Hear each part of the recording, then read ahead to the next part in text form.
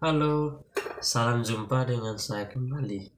Perkenalkan, nama saya Samson Ricardo Kase, mahasiswa pendidikan guru dan sekolah dasar Fakultas Keguruan Ilmu Pendidikan Universitas Nusa Cendana Kupang. Nah, di sini saya akan membuatkan sebuah video praktikum IPA SD ini tentang gerak dan pesawat sederhana. Nah, pada percobaan pertama saya akan mendahulukan tentang gerak. Nah, sebelum kita masuk pada percobaan, saya akan menjelaskan sedikit yaitu tentang gerak. Nah, gerak ini adalah suatu perubahan tempat kedudukan pada suatu benda dari tempat awal. Gerak benda berdasarkan sifat kecepatan dibedakan menjadi dua macam, yaitu yang pertama adalah gerak lurus beraturan atau bisa disebut dengan GLB. Terus yang kedua ada gerak lurus berubah beraturan yang biasanya disebut dengan GLBB. Nah, GLB atau gerak lurus beraturan ini adalah gerak suatu benda pada lintasan lurus dengan kecepatan konstan atau bisa juga disebut dengan tetap. Contohnya, seseorang yang mengendarai mobil pada jalan raya yang lurus dengan kecepatan tetap. Sedangkan yang kedua adalah GLBB atau gerak lurus berubah beraturan. Adalah gerak suatu benda pada lintasan yang lurus dengan kecepatan yang berubah-ubah secara beraturan dan percepatan tetap.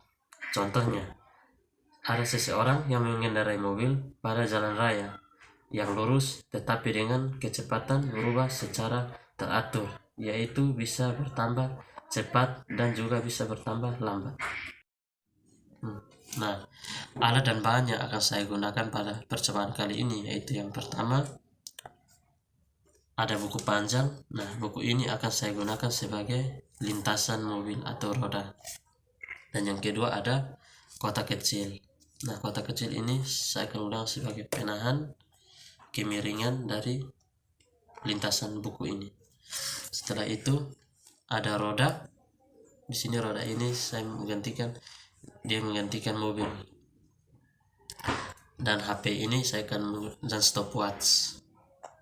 Setelah itu buku dan pulpen untuk mencatat hasil laju dari roda tersebut. Nah, kita mulai dengan percobaan tersebut. Pertama-tama kita siapkan alat dan bahannya. Nah, kita buat yang pertama-tama itu saya menggunakan gerak GLB atau gerak lurus beraturan. Nah, kita siapkan roda pada lintasan tersebut dan jangan lupa untuk menyiapkan juga stopwatch. Nah, stopwatch ini fungsinya untuk menghitung lajunya kecepatan dari roda tersebut. Kita langsung saja mulai. 1, 2, 3. Nah, hasilnya yaitu 1 detik. Kemudian kita catat pada buku tersebut.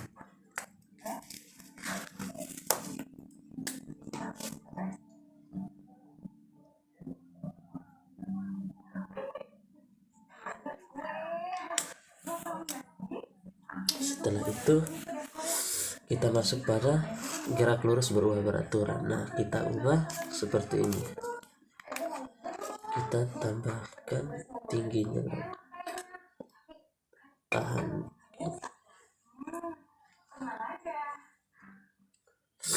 Ya, kita langsung saja mulai. 1, 2, 3. Ya, sini hasilnya 6. Yang tadi lebih cepat, yang ini lebih cepat.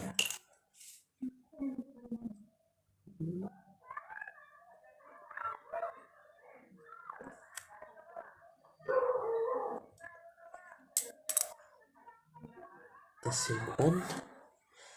Nah, panjang lintasan itu yaitu 32 cm. Nah, percobaan yang pertama tadi sudah selesai. Sekarang kita masuk pada percobaan yang kedua, yaitu dengan pesawat sederhana. Nah, saya akan menjelaskan apa itu pesawat sederhana. Nah, pesawat sederhana itu adalah alat mekanik yang dapat mengubah arah atau besaran dari sebuah gaya, atau dalam aturan lain, semua jenis alat yang dapat digunakan untuk memudahkan pekerjaan manusia. Nah, ada beberapa manfaat dari pesawat sederhana, di antaranya yaitu ada mengubah arah, mengubah bentuk energi, memperbesar kecepatan, dan mengurangi gaya.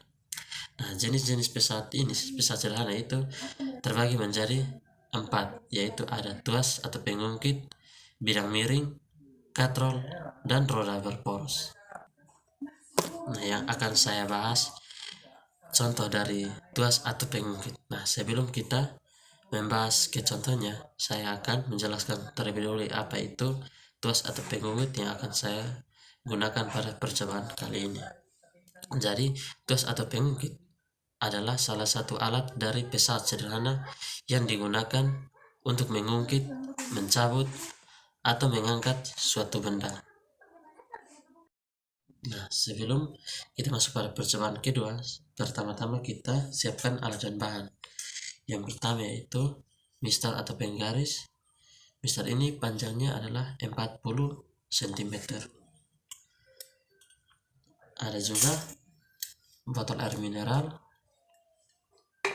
dan juga ada benang, dan yang terakhir adalah klip kertas, ya seperti ini. Ya. Nah, di sini alat dan bahannya sudah saya siapkan seperti ini ya teman-teman. Nah, yang di tengah ini yang disebut dengan titik tumpu. Di samping sini adalah titik beban, dan di samping sini juga adalah titik kuasa. Nah, setelah alat dan bahan sudah dipersiapkan, pastikan penggaris berada pada titik tumpu, yaitu di angka 20 cm ya. Di sini saya lihat adalah 20 cm. Kemudian kita menggantungkan 5 beban pada titik beban itu dengan 5 klip kertas, dan pada titik kuasa kita menggantungkan beban yaitu dengan 2 klip kertas. Nah, dapat dilihat jarak antara titik tumpu ke maksudnya jarak antara titik beban ke titik tumpu yaitu adalah 19 cm, dan jarak antara titik kuasa ke titik tumpu yaitu adalah 19 cm. Nah, kemudian kita tambahkan lagi 3 klip kertas pada beban sehingga menjadi 8 klip kertas.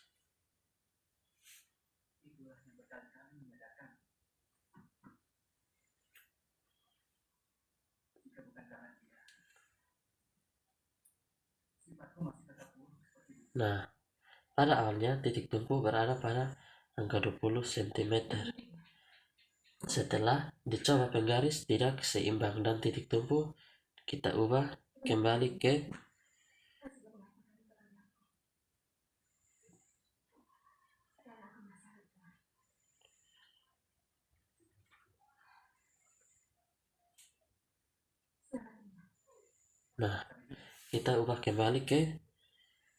titik di angka 19 cm, dan hasilnya menjadi seimbang.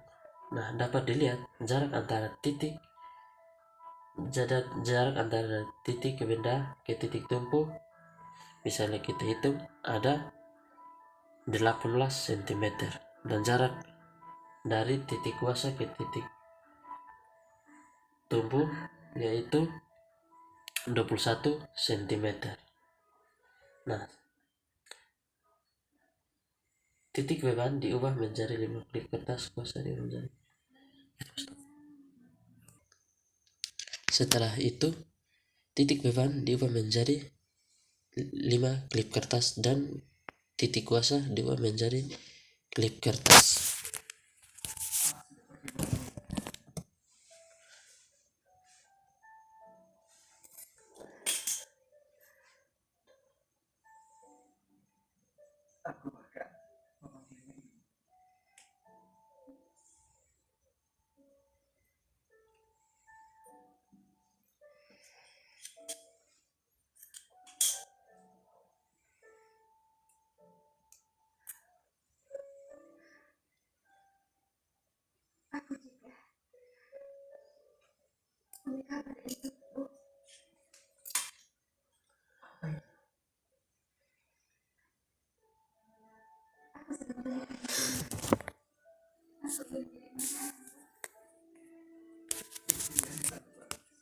Nah, dan percobaan kali ini pada titik tumpu kita ubah kembali ke angka 20.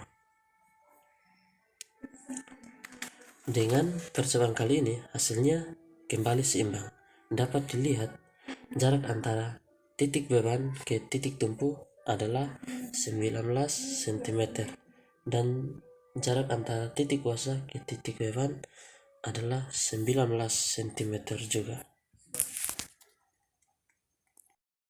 Baik, terima kasih. Demikian video praktikum IPA dari saya. Saya atas nama Samson Ricardo Base mengucapkan terima kasih banyak dan sampai jumpa.